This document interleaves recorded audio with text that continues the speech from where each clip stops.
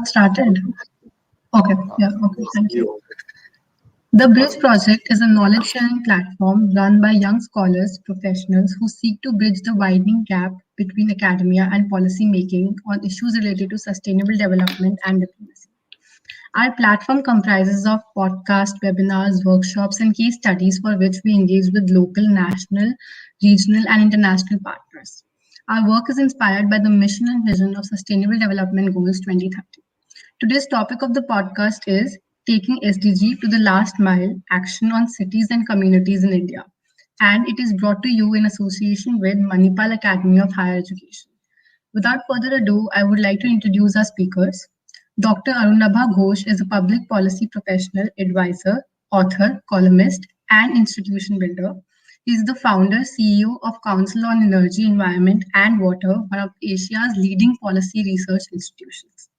In 2020, the Government of India appointed him co-chair of the Energy, Environment and Climate Change track for India's Science, Technology and Innovation Policy, which is STEP 2020. He is also the co-chair of the World Economic Forum's Global Future Council on Clean Air and is a member of the International High-Level Panel of Environment of Peace Initiative. Welcome, sir. Melissa Smith is an architect and urban planner based in Ahmedabad, India, and founding partner of Banduk Smith Studio. She teaches in the Faculty of Planning at CEPT University, Ahmedabad, and is also the program chair for the Bachelor of Urban Design program in the university. Her works involve community engagement to understand how inhabitants tend to structure their built environments over time. Melissa holds a Masters of Architecture and Masters of City and Regional Planning degrees from the University of California, Berkeley, USA. Hello, ma'am. Hi. Hello. And the host for today's session is Dr. Dhanashree Jayaram. She's an assistant professor at Department of Geopolitics and International Relations and co-coordinator at Center for Climate Studies, Manipal Academy of Higher Education, Karnataka, India. She is also a research fellow at Earth System Governance Project and the author of books like Breaking Out of the Greenhouse, Indian Leadership in Times of Environmental Change, and Climate Diplomacy and Emerging Economies, India as a Case Study. Hello, ma'am. Hello, Navya. Yeah, thank you. Okay, so since the introductions are over, I think we can start this podcast show, which is also being live streamed on YouTube. Thank you so much, first of all, Dr. Arunabha Ghosh and Melissa Smith for joining us for this very special podcast. And in fact, this is just going to be one of the several events that we are planning to host together in terms of conducting more research as well as organizing more events on sustainable development goals. So thank you once again for joining us. And let me get started with my first question, which is for Dr. Ghosh. Since you are the CEO and founding director of the Council for Environment, Energy and Water, and you have been working in this field for quite some time, where do you see sustainable development goals really going? Because we have seen recent reports which state that Asia Pacific, for instance, is well behind in terms of achieving some of the SDG targets. And other parts of the world are also not doing that great, especially with the pandemic hitting last year and a lot of these policies and structural changes that were required to achieve these targets have not come in as expected. So with your experience on journey of working towards attainment of SDGs, particularly in India, can you reflect a bit on where we are in terms of our SDGs targets and where we should go from here onwards as we are moving towards 2030, which is the target year for achievement?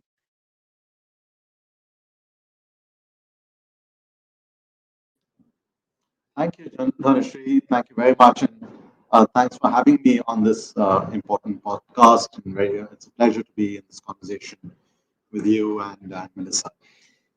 Let's start a little bit with the good news in terms of how far we've come since the SDGs were announced. If you just focus on say something like SDG 7 about access to clean and affordable electricity, when the SDGs were negotiated in 2015, India had the dubious distinction of having the largest number of people in the world without access to electricity or clean cooking energy.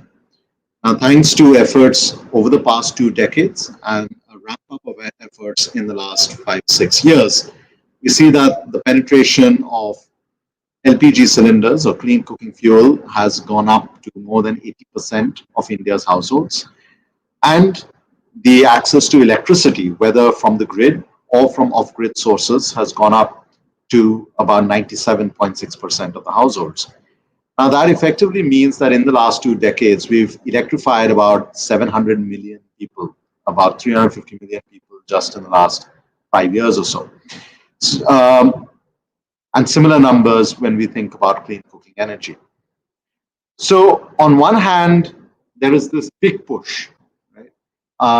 Equally, if you look at water and sanitation, there is, and I think we can get into that in a little bit more detail later in the conversation, but there's been this massive push for sanitation across the country, and now this Jal Jeevan mission to have tap water in all households, rural or urban. If you look at um, poverty rates, they have of course come down, but and at the same time, if you're looking at sustainable production and consumption or decent work, on the whole, there were encouraging signs in the last 5 years, and then the pandemic hit, right? And what we have to understand is the the pandemic's impact will be direct, indirect, and structural. And we are only kind of scratching the surface in terms of understanding how bad it's going to get. The World Bank estimates, for instance, globally, about 100 million people, maybe more, have slipped back into poverty just thanks to the pandemic. So that's an example of a direct impact, right? But what's indirect impact? The indirect impact, I would say, would be what does that do to households in terms of their specific choices that they make? Let's go back to something like clean cooking energy. Just recently, last week, my colleagues released their latest findings on the use of clean cooking energy in urban slums, for instance. And we find that nearly half the urban slums in India are still not exclusively using LPG for cooking. So when you're hit with say an income shock, your decision to say refill a cylinder, or we could say decide to send your girl child back to school, or decide to look for alternative employment when none exists, those begin to have those indirect impacts. And then what's the structural problem? The structural problem is it then impacts how governments might actually decide what to prioritize. And you can't fault any government, for instance, to take whatever meager resources you have and put it into, say, subsidizing the delivery of vaccines. But then in this guns versus butter debate, it's actually becomes a butter versus butter debate, right? So do you reduce subsidies for clean cooking energy? Do you reduce subsidies for electricity? Do you reduce subsidies for water for the poorest households when you're trying to get them vaccines, right? Do you, how much of the trillions of dollars that have been announced in terms of stimulus are really about a green stimulus? And that's less than 30%.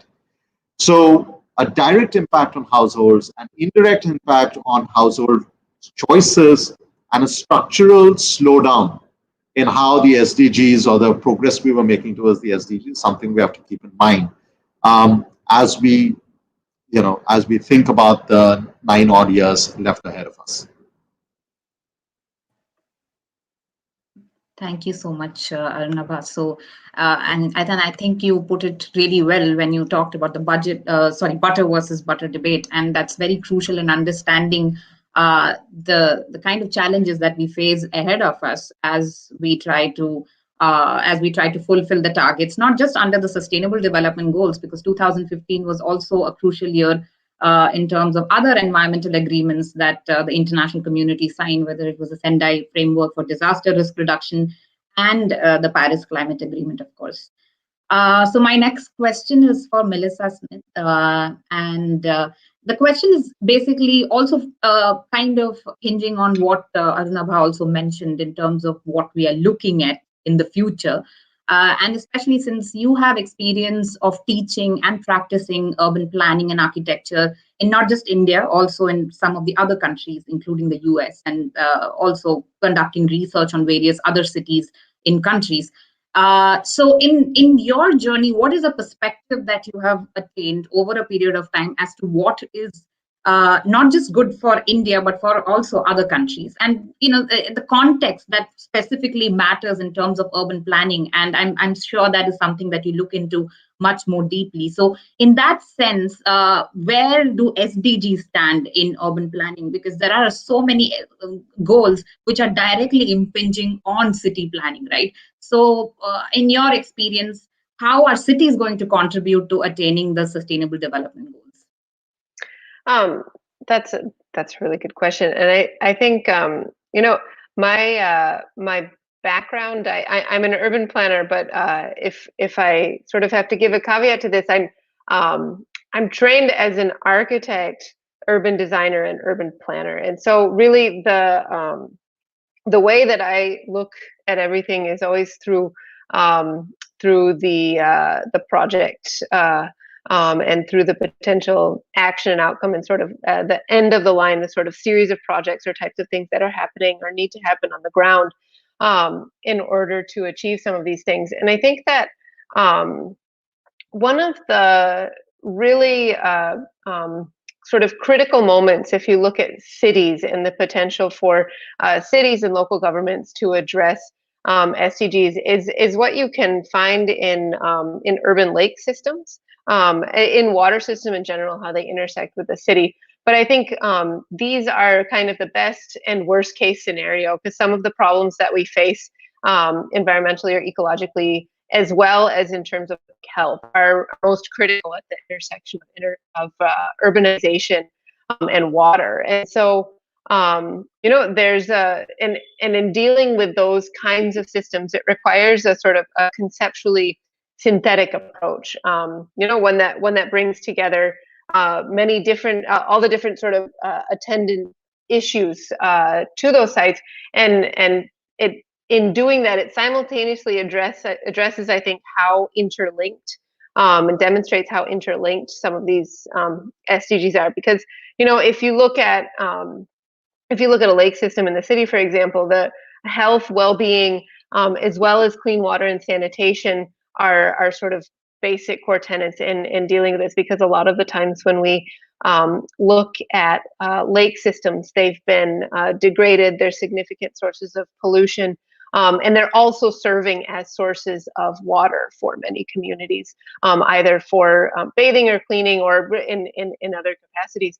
And so, so you see the need to address it from a public health and a human perspective. But then, in looking at these, you also find by redeveloping and trying to address and conserve the water bodies, then we get into questions of work and the economics of it. What are the kinds of jobs that are produced by doing this? What are the kinds of livelihoods that are being affected when we address these kinds of systems? And then, in the other thing about looking at urban lake systems is that they work both as sort of local points in a system where you have the sort of conditions of a particular community, a particular set of industries, a particular set of ecologies.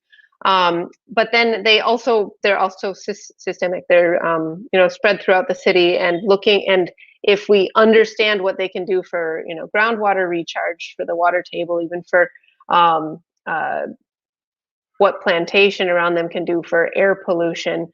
I think there's a way that they really need to be understood, not just as single projects that you would do this lake and then another lake and another, but actually as pieces of a whole system. And the cities really need to be able to look at and strategize the overall agenda for lakes like that. So I think that, and this is the case with almost any project that you get that has to do with public space. Whenever you have a city that has public space, how we make decisions and how we deal with the trade-offs of the sort of contested ownerships, along with the ecological concerns and the sort of climate mitigation efforts we can do, is something that we're constantly sort of trying to work with. Yeah, thank you. So just to follow up on that, because Arunabha finished with the issue of the post-pandemic so-called green recovery, green stimulus, all of that. So where do you see India's green recovery as we move forward, and particularly where would urban planners, architects, designers, where would they really fit into that larger strategy that you talked about, which is going to be syncretic approach? Yeah, I mean, there's sort of a couple of things that we've been seeing and talking about a lot with the sort of the pandemic situation, and that one of the things that the sort of initial response in governments and cities around the world is just to find more space. We need more space. Density is the problem. We have too many. When you have too many people in a space, it becomes a contagion issue, and so that can very quickly lead to sprawl. And that's something that we've sort of been fighting against throughout the 20th century and into the 21st. And so, and we see it now already. I mean, in terms of architecture practices, business is booming, houses are being built, land prices are going up in the outskirts faster than in the cities. And people are looking to spread out. But I think at the same time, that's not necessarily that's not necessarily how it has to be. And I think as designers and as planners of the city, we have to look much more carefully at how we design space and how we design access to space and movement through space. So in housing, we need to look at the kinds of design strategies that can deal with containment and ventilation. In terms of public space, we need to look at how people are distributed and how timing can work. And I think there's also a lot, like there have been a lot of initiatives, even in Ahmedabad. So right now we've got like the Ahmedabad project is looking at vacant land. They replanted a set of vacant land from the city to make it habitable and to increase vegetation. And there's 100 Parks initiative. So there's it's a funny thing that we've got a lot of these, a lot of people. I mean, I've also been looking at how vacant lands in particular can be more creatively thought about in the city, because while we sit here, I mean, 2 days ago, our gardens got closed again, right? So we don't actually have access to any public space except the street right now, which seems insane. But at the same time, so what happens is that people end up looking for these other spaces in the city. And I think as cities, there's a lot of potential to even think about how these kinds of places can be used, because despite living in extreme densities in some locations, we also have large amounts of space available throughout the city that's not being used. Yeah. Thank you, Melissa. My next question is for Arunabha. And he already touched upon a few issues with cities in particular, which Melissa also touched upon with regard to water, air, so many issues on which, yes, of course, there are a lot of policies coming up, which is, we have the National Clean Air Mission. We are trying to revive our national water policy, for instance. We're trying to refurbish it to match the current requirements. In terms of the cities itself, all these issues become, they are multiplied many times over in terms of the importance of these issues. So cities, which are, of course, the drivers of global GDP, but they are also, like you mentioned, they are also one of the largest consumers of energy, water, and various other resources. They are also one of the largest emitters of greenhouse gases. So in that sense, what are the kind of measures that India can adopt to tackle these challenges, and of course, making cities more sustainable in that respect? Dhanashree, if urban India were a country, it would already be the third largest country in the world by population. And to that population of about 400 odd million in the last decade, that's going to go up to more than 800 million living in our cities by 2050. Right? So this massive move of people every minute, about 25 to 30 people moving into Indian cities, is something that we have to be conscious of. Because if we again sort of have an sort of islanding approach to cities, then we just focus on the city ecosystem without understanding the drivers that are putting those pressures, and equally, as you were articulating, without understanding the pressures from the city on the peripheral resources. So on one hand, humans are coming into cities. On the other hand, cities are sucking in natural resources from the periphery. So how do we overturn this paradigm, right? So on one hand, on one side of the equation, can we reduce this kind of pressure of people onto India's cities? And on the other side of the equation, can we reduce the pressure from the cities on peripheral resources?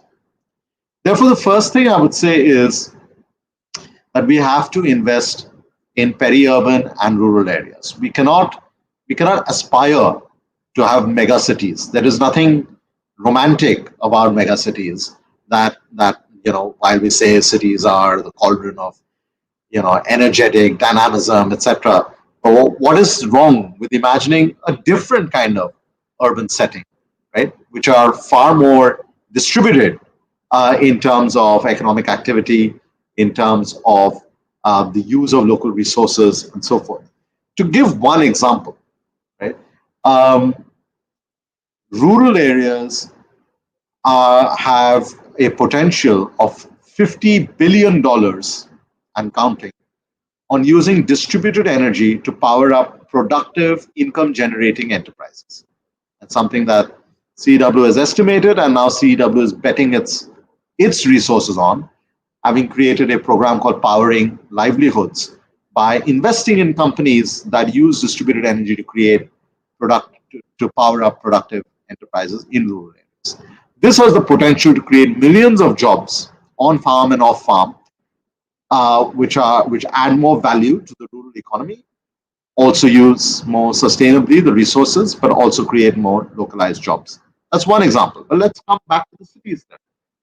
We have to start reimagining the city planning, but also reimagining the retrofitting of the cities.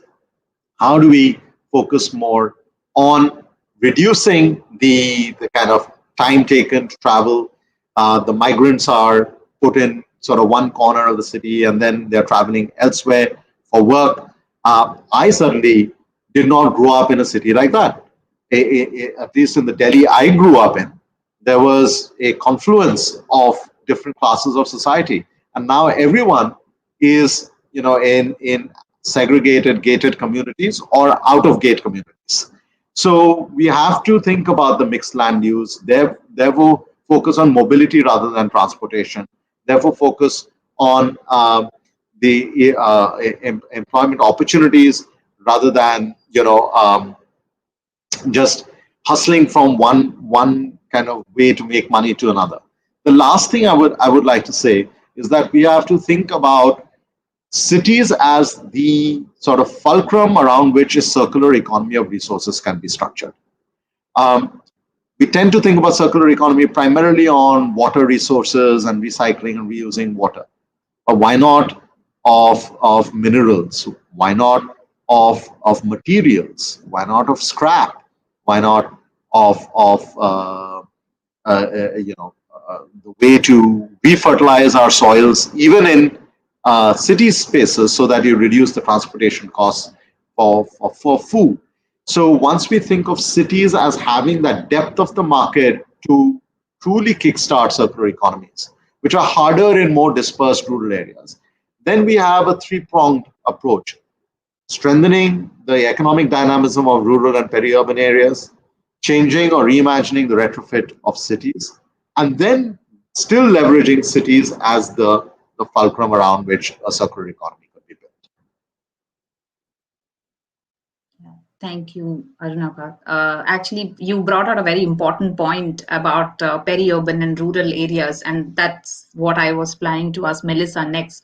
in fact, on urban infrastructure building. And right now, what you see is that there are a lot of conflicts in urban centers, whether it is surrounding urban infrastructure building, land acquisition problems, different kinds of issues that are coming up.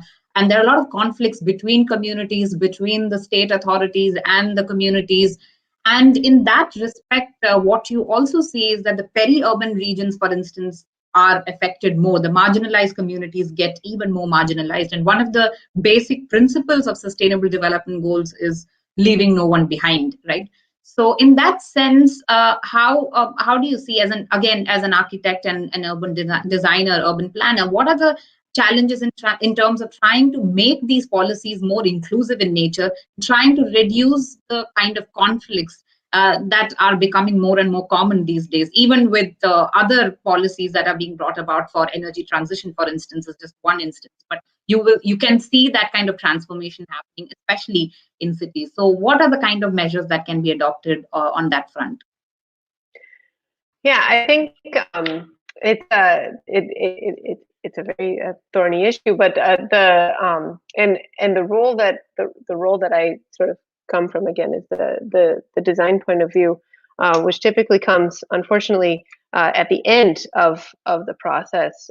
And I think that that's one of the issues, is that right now the way that we look at a lot of the way that we look at policy and implementation is that it comes from a larger scale and then goes down. And I think what we really need, the major key, is to have more and better communication much earlier on in the projects. And I think when there are more interdisciplinary groups that are working from the start on projects and identifying what are all of the potential impacted communities, I think that there's a lot more potential to sort of address some of the negative outcomes, or to anticipate and avoid some of these negative outcomes that we find. And I think one of the one of the things that we find, and maybe this is sort of moving a little bit away from exactly what you asked, but I've always been struck in sort of working between planning and architecture here, is the sort of seeming futility of our development plans. So we have sets of development plans that are really readdressed or revised every 10 years, and we don't have very good mechanisms for doing anything in detail or in between that. And so they end up being sort of aspirational. We find the problem, or things don't go the direction that we expected, and then we revise. So it always feels like we're playing catch up in those situations. And I think that there is far more potential in thinking in terms of flexible frameworks, where we spend much more resource with continuous on the ground of engagement with a wide range of stakeholders. We also often stakeholders often end up being defined quite narrowly as groups that have land ownership in particular.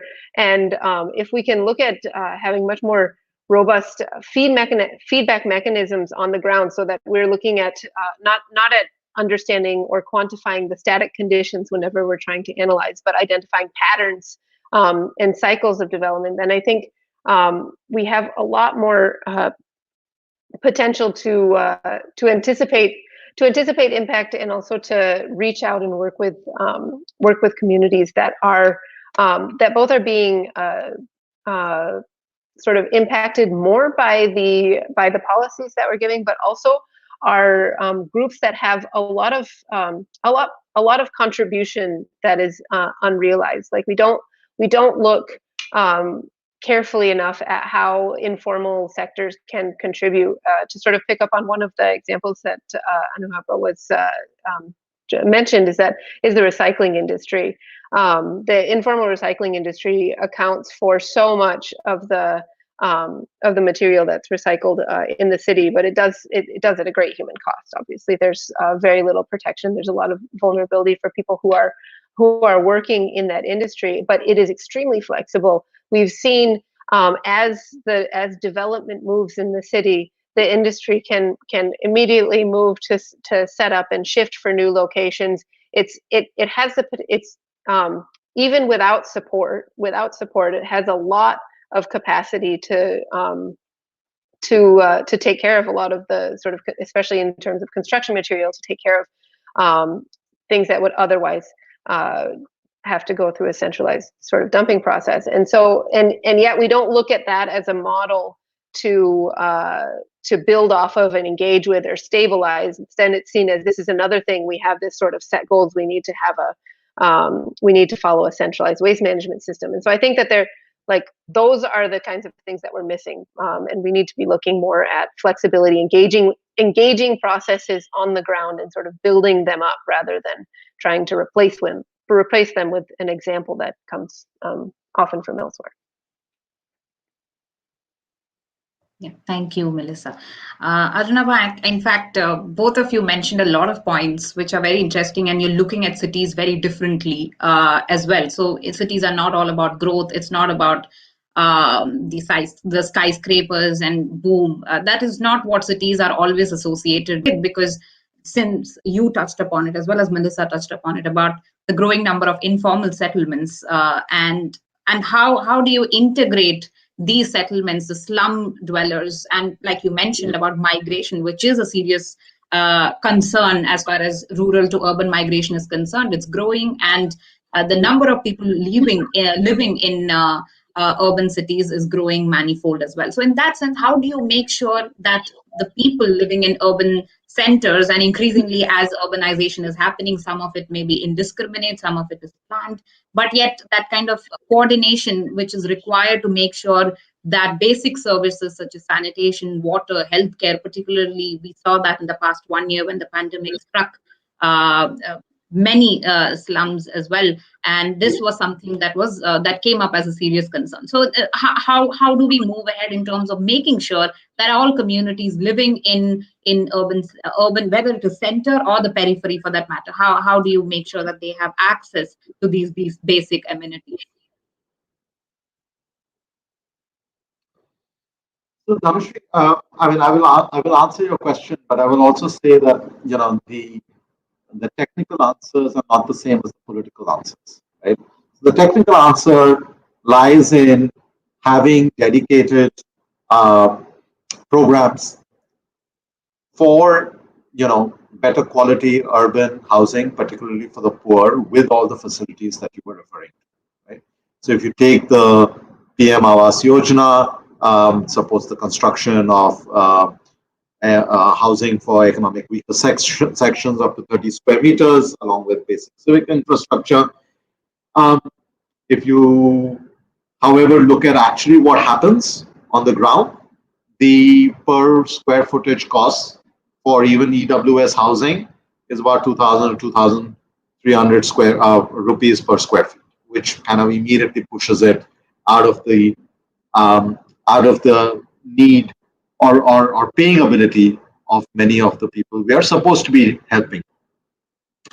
In many countries, there's been a combination of rental and ownership programs. Right? In Singapore, we know the many decades long program on the Housing Development Board creating the integrated structures for public housing, so even communities are able to integrate. So all that is on paper, right? And that can be done and should be pushed more, so that we are able to deliver on those basic amenities that we all think everyone should deserve.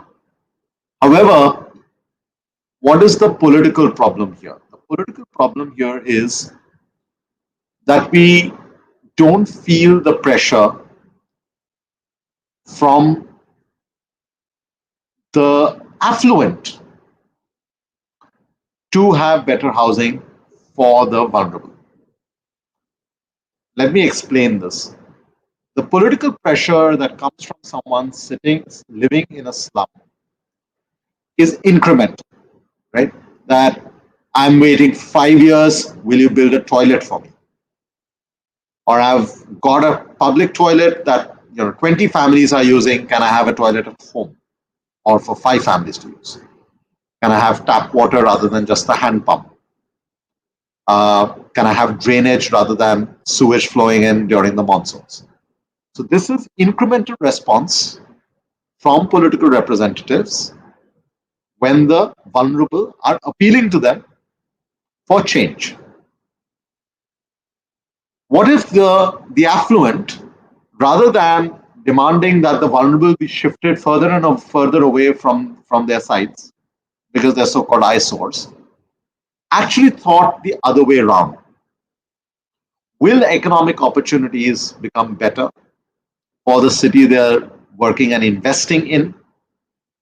Will they have access to labor faster because they will have to travel lesser distances? Will that same labor be more productive? Will the city then attract more international investment if the air were cleaner or the water could come off the tap rather than through an RO? See, we've never actually had that conversation. What would be the economic consequence of a better planned city? Even if it were to benefit the rich, because the rich are only thinking of this as something they need to get rid of. And the poor are only making these incremental demands or making demands continuously and getting only incremental responses. We have to turn around, we have to completely upend the political economy of the democratic demand for sustainable cities. When the democratic demand for sustainable cities comes from the rich and the poor, we have a convergence of the interests of the elite and the interests of the vulnerable. Then all the plans we have on paper and all the case studies we can learn from across the world have a higher probability of actually getting implemented. Yeah. Thank you so much. So that's actually a really good note to complete your intervention there about democratic demand for sustainability. And that is my next question for Melissa, in fact, touches upon that particular aspect of local governments, since you also talked about it, about the role of local governments in particular is very important. And from your, I mean, maybe you can also talk about experiences of working with other local governments across the world. And since Arnaba mentioned about learning from other cities, learning from other countries, what have they been doing, and can that be imbibed in the Indian case?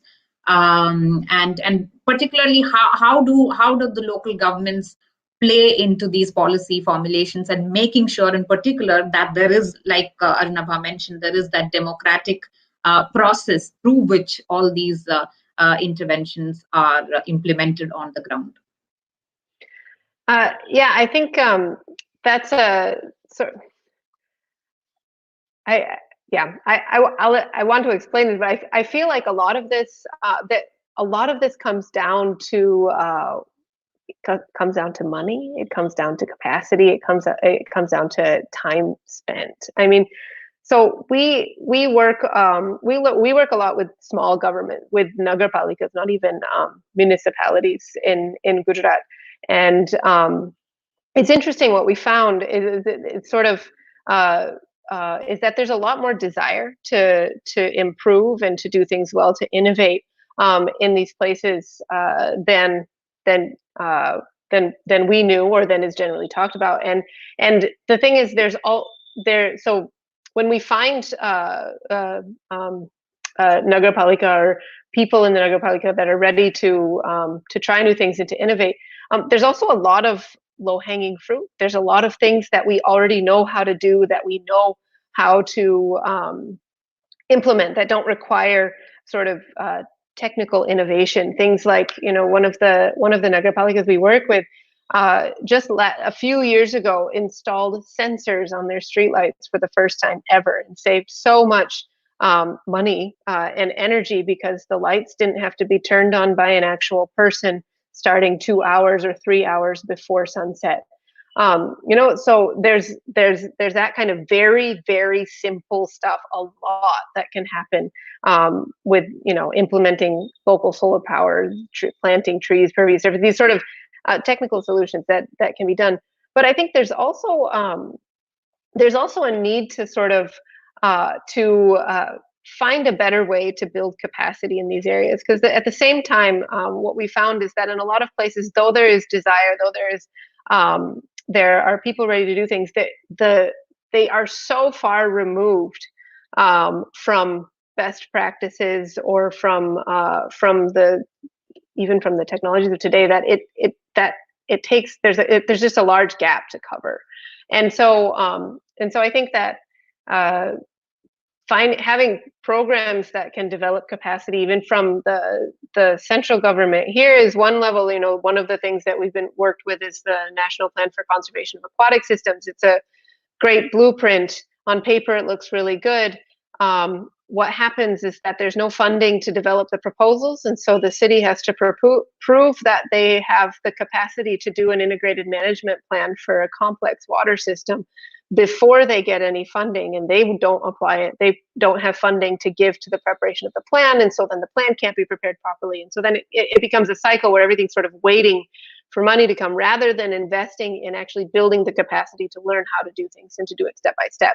And that's one of the big differences that I've seen in working with organizations that partner with governments in the US is the amount of time and money and sort of expertise that is invested in figuring out what the problems are and what the best strategies are to solve them. It feels like just the amount of thought that goes into potentially dead ends or different trials and errors is very different than what we've seen on the ground here, which is a much more reactive process. Say, well, you have this money, we can get it, but let's put together something to get the money. Once we get it, then we'll think about it. And then when it comes, you think about it, but then there's great inefficiencies in that process, and sort of you get stuck, sort of hamstrung by certain budget criteria that have to be fixed in advance and are done without understanding the problem, and it ends up in these really weird situations where the solution doesn't match the problem. And so I think that investing more in figuring out what the issues are and in the capacity sort of address them at a local level rather than just at a state or a central level is really critical for us. Yeah, thank you, Melissa. And Arnava, since you are next question is for you, since you're involved also with the UNFCCC negotiations, climate diplomacy initiatives, and all of that, and Melissa talked about investments as well. Where do the investments go, and how are these investments prioritized when it comes to issues regarding cities in particular? And cities right now have become the centers of climate diplomacy itself. They're not necessarily just acting at the national or local level. They are also becoming part of larger coalitions of cities across the world, which are trying to promote sustainability practices, in particular climate action. So in that respect, what has been your experience at, say, looking at some of these coalitions? How do they function? How can Indian cities make use of these different initiatives that have started, especially under the Paris Agreement? Of course, all these local and subnational level initiatives have become such an important part of climate action. It's not necessarily everything under the United Nations Framework Convention on Climate Change, right? So what can India do? What can Indian cities do to integrate themselves more into some of these international action platforms?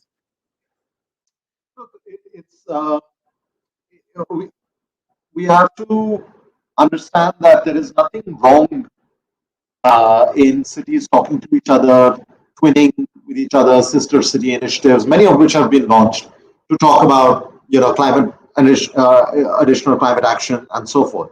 But we also have to recognize that some of this has happened because federal governments in some of the biggest polluters have actually withdrawn from the scene until very recently.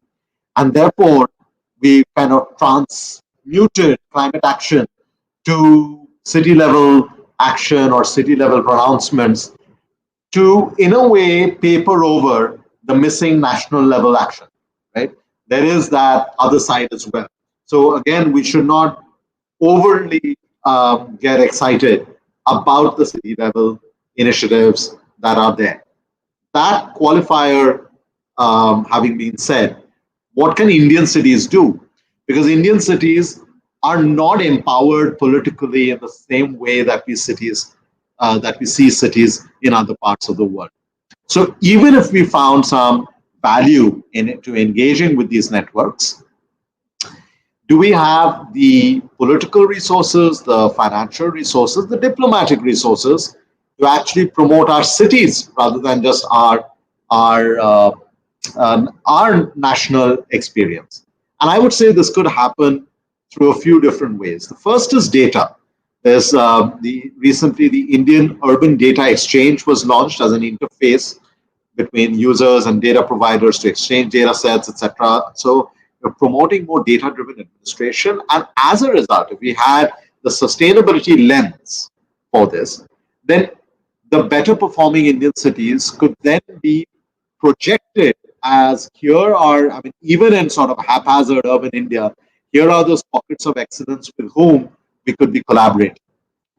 Now, second part of that is if we could leverage that data and the sustainability dimension of it for, as Melissa was also referring to, for attracting more investment, then can we create a coalition or a sub-coalition of Indian cities alone to offer maybe joint municipal bonds um, rather than just leveraging their own balance sheet? Is that, could we imagine that? So you have slightly larger aggregation of better performing cities that we would like to have municipal green bonds to invest in our public transport or to invest in our circular economy of water and so forth. Uh, a third element of that would then be about the at the climate diplomacy level, we see a lot of parallel initiatives getting started. So could we have a city-driven parallel initiative on the sidelines of the COP process that looks at, say, distributed energy, mobility, and heating and cooling infrastructure all brought together? Why? Distributed energy creates 7 times more jobs than utility scale solar, and utility scale solar creates more jobs than coal and so forth. But if you want to then create local jobs, local investments, put solar panels on your roof. However, countries like India or countries like Thailand, it's hot and humid. So we also need to fulfill a growing demand for cooling. So can we look at district cooling and heating? These are also the cities where you will have bigger and bigger push for electric mobility. So can the electric mobility charging infrastructure also come together?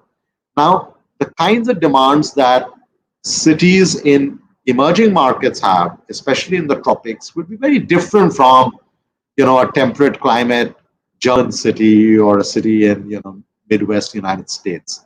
So the point I'm trying to make is, if we can get like-minded cities together, not just for kind of general climate championship, but to actually